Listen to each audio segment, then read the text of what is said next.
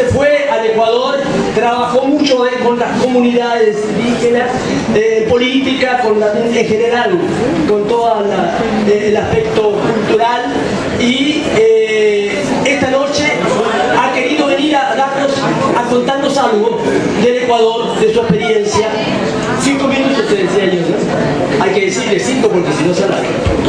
Ya, Jorge León. O si quieres subir. Buenas noches a todas y todos. Je ne vais pas vous ennuyer en donnant la nouvelle de l'Équateur, parce que c'est plus agréable de partager ce langage universel qui unit les êtres humains qui est la musique. Donc je vais être très court. Simplement pour vous dire deux affaires très courtes sur la situation du tremblement de terre. Il y a bien des choses à dire sur un événement si destructif comme a été ce tremblement de terre, mais je vais souligner un aspect très important qui a été la solidarité humaine. Pour vous donner une idée, le tremblement de terre a eu lieu très tôt le matin, c'est-à-dire à 10h de la nuit, à 2h30 du matin. Une de ces courses, d'autres secousses vers 6h, 6h30 je pense. Et les gens ont commencé à organiser les réseaux de solidarité pour aider aux gens qui avaient les maisons détruites, qui étaient dans les désastres, à partir de 7-8 heures du matin.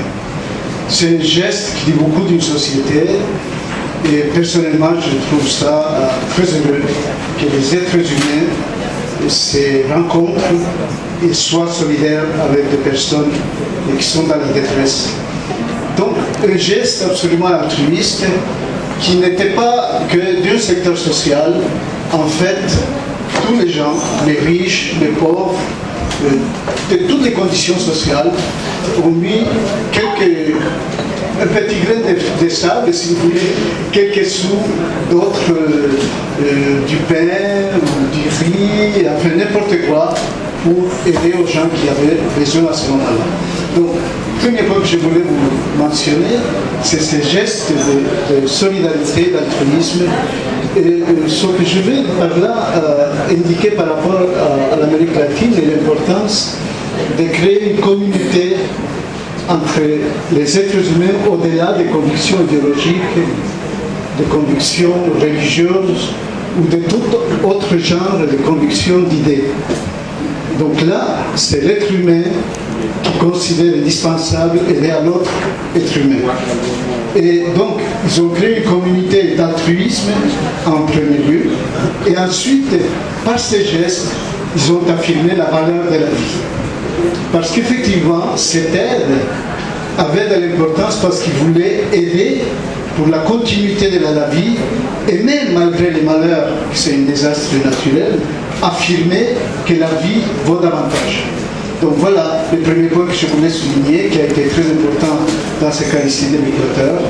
Et le deuxième point avec ça, c'est que je ne peux pas, je fais sociologie politique, je ne peux pas ne pas vous dire que l'Amérique latine a beaucoup besoin encore de ces gestes de création d'une communauté d'appartenance. Les Équatoriens, cette fois-ci, ont dit « j'appartiens à une société qui s'appelle l'Équateur, malgré les différences sociales, régionales très marquées qui est l'Équateur, et malgré les différences politiques et les polarisations politiques aussi qu'il y a maintenant à l'Équateur.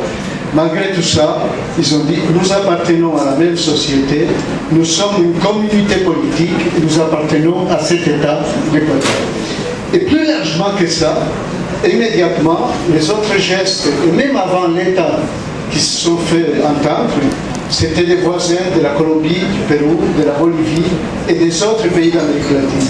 Donc, je voulais vous dire, je pense que l'Amérique latine avance dans le sens de construire une communauté plus large d'intégration qui s'appelle maintenant Amérique latine.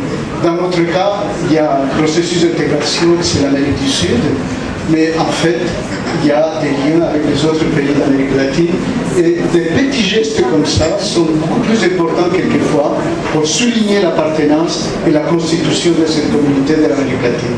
Merci de votre patience.